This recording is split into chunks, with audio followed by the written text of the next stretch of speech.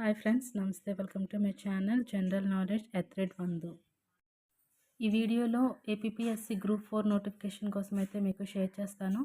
Andhra Pradesh public service commission APPSC అనమాట ఒక group 4 సంబంధించి నోటిఫికేషన్ అయితే రిలీజ్ చేస్తుంది. ఇంకా అందులో ఏ జాబ్స్ అంటే junior assistants and junior accountants అనమాట, డిఫరెంట్ డిపార్ట్మెంట్కి సంబంధించి.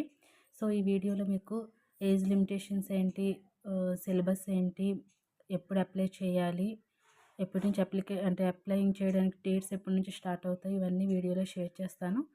సో అంతకంటే ముందు నా ఛానల్ని ఎవరైతే ఫస్ట్ టైం చూస్తున్నారో ఛానల్ని తప్పకుండా సబ్స్క్రైబ్ చేయండి. ఈ వీడియోకి అయితే ఒక లైక్ చేయండి.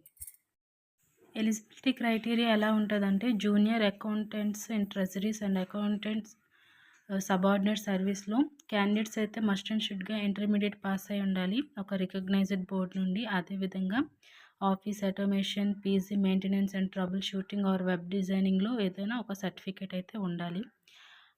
అదేవిధంగా ఆల్టర్నేటివ్లీ ఒక బీసీఏ ఆర్ బీఎస్సీ కంప్యూటర్ సైన్స్లో డిగ్రీ అయినా ఉండాలి. ఇంకా బీకామ్ కంప్యూటర్ అప్లికేషన్స్ లేదంటే BA computer applications, BTech or BE with information technology or computer science కూడా యాక్సెప్టబుల్ అనమాట ఎడ్యుకేషనల్ క్వాలిఫికేషన్ సంబంధించి.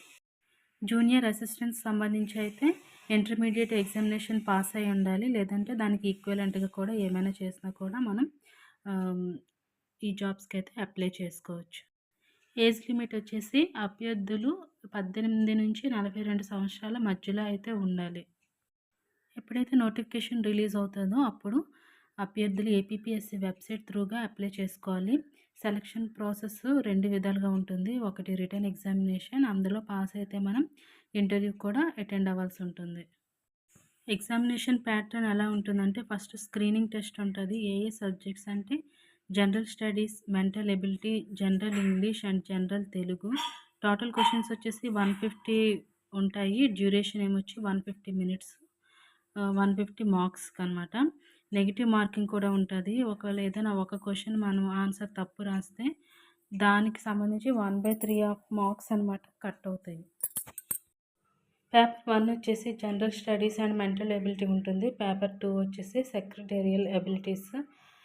ఇందాక చెప్పాను కదా, 150 questions and 150 marks, negative marks కూడా ఉంటాయి. సో ఈ జాబ్కి సంబంధించి లేటెస్ట్ అప్డేట్స్ అండ్ నోటిఫికేషన్ ఎప్పుడు రిలీజ్ అవుతుంది ఇలాంటివన్నీ తెలియాలంటే ఏపీపీఎస్సీ వెబ్సైట్కి అయితే మనం తరచూ చెక్ చేస్తూ ఉండాలి. అదేవిధంగా నా ఛానల్ కూడా ఫాలో అవుతూ ఉండండి. ఇంకా శాలరీ ప్యాకేజ్కి వస్తే ప్రతి ఒక్కరికి 16,400 నుంచి 49,870 రూపీస్ పర్ మంత్ ఉంటుంది. అదేవిధంగా ఈ శాలరీ అనేది చేంజెస్ కూడా ఉంటాయి. అది మన డిపార్ట్మెంట్ బట్టి బేస్ అయి ఉంటుంది. అదేవిధంగా మనకి అదర్ అలవెన్సెస్ కూడా ఉంటాయి. అవి DNS allowance based on current rates అనమాట. నెక్స్ట్ హౌస్ రెంట్ అలవెన్సెస్ కూడా ఉంటాయి. హెచ్ఆర్ఏ మనకి 10% or 20 or 30% of basic pay నుంచి అయితే ఉంటాయి. అదర్ బెనిఫిట్స్ ఏంటంటే medical, travel and pension benefits కూడా ఉంటాయి.